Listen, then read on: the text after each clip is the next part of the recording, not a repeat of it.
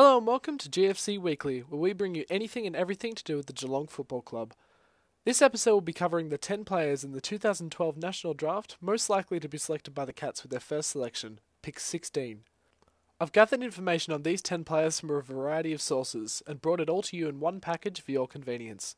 Apologies for the video quality here, as most of the footage of draft prospects is absolutely terrible. First up is Troy Menzel.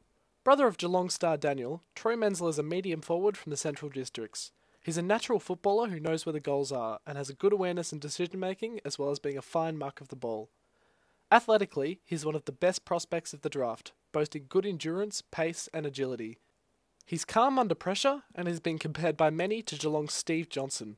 Like Daniel, Troy has already had some serious knee troubles and at the age of 16 had Lars surgery on one of his knees. If it wasn't for that, he'd be a certain top 10 selection, but some clubs could steer clear of him for this reason, allowing him to slip to pick 16. Menzel has publicly stated that he hopes he ends up at Geelong with his brother. Next is Tim Membry, a medium forward from Gippsland Power. Membry, who captained Gippsland this season, is a strong contested mark who can kick bags of goals. He demands the footy on the lead and is a presence in the forward line. Although he's not quite tall enough to be the go-to power forward, he has good goal sense and is suited to the third tall forward role. His one big downfall is that he can't play up the ground at all, which could allow him to slide a little in the draft order. All sources report that Membry should be ready to go at AFL level in 2013. Dayle Garlett is next, a medium forward from Claremont. Garlett is an outside midfielder with great pace, who loves to take the game on. He's a smart left footer who sums up the situation quickly, wins his own ball and breaks through packs when he needs to. He regularly kicks goals and was equal third in the clean hands test at the draft combine. The concern with Garlett is his off-field discipline. He was actually asked to leave the AFL Academy, at the start of the year due to this, but turned a corner later on and seems to be past it. If not for the off-field concerns, he would be a top 10 prospect, but because of them, he may still be available at pick 16. Christian Jaksch, I'm positive I'm pronouncing it wrong, is a tall defender from the Oakley Chargers. He's a good athlete who takes strong overhead contested marks and reads the play well. For someone of his height, 194 centimetres, his foot skills are superb. He played most of his junior footy as a forward, but has since been moulded into a key defender role. His marking action looks awkward, but is very effective. He took 28 marks in 5 games for Vic Metro and kicked a bag of 6 goals against Tasmania. Many predict he will start his career as a third tall utility before developing into a power forward or key defender. He's tipped to go anywhere between pick 10 and pick 20. Next is Ben Kennedy, a small midfielder and forward from Glenelg. Kennedy is a smart forward with explosive speed, who can win his own ball and kick goals. He's a real game changer who is the perfect mix for a small forward, but is also a great midfielder.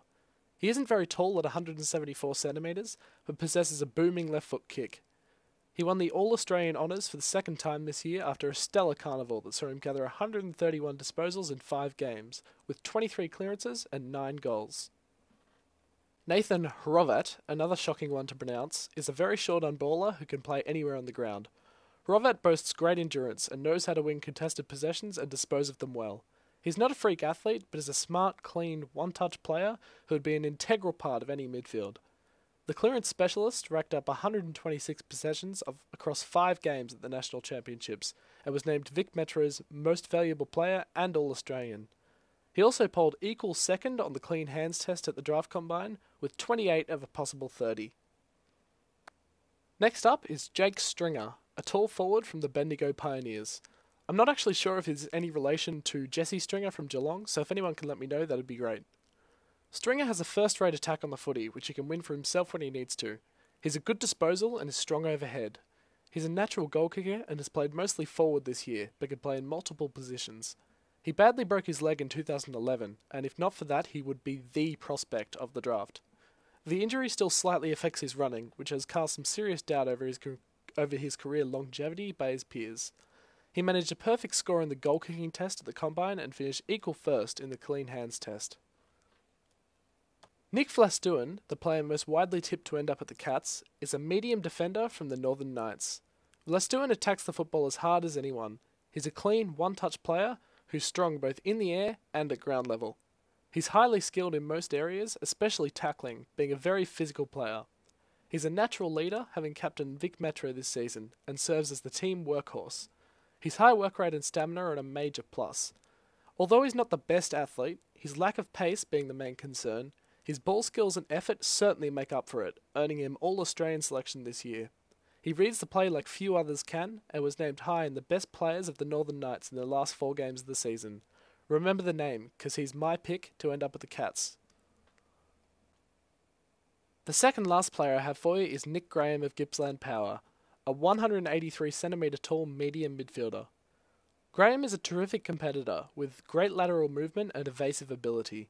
He's a strong overhead mark and a good kick, as well as being a prolific ball winner. He's a ferocious tackler, averaging just over 6 per game. As well as in the midfield, he can play up forward as both a target, as well as an extra man to put on pressure in a defensive role in the forward 50. He was the Power's best player in the TAC Cup Grand Final, which is a big tick for selectors. He is hoping he can last till pick 16. Last of all is Josh Simpson, a medium forward from East Fremantle who has been tipped by many to end up at Geelong. He's lightning quick and hard to tackle, with his evasiveness certainly his biggest strength. He has great acceleration and uses the football well. He will attack the footy when needed and loves to kick a goal. He has a slight build and can kick equally as well with either foot, which is a massive plus. His combination of pace, endurance and skill make him an intriguing prospect. He finished equal first in the kicking efficiency test and equal second in the goal kicking at the draft combine this year. Well, there you have it. Those are the 10 players most likely to be taken by Geelong with pick 16. You can almost be certain that one of the players I've just told you about will be running around in the blue and white hoops next season. As always, I appreciate all feedback, whether it be likes or comments. I take it all into account, and I'm constantly striving to improve these videos as best I can. If you haven't already, there's a link to subscribe to the channel on your screen now, as well as links to follow me on Facebook and Twitter, which are also in the description below. Thanks for watching, and go Cats!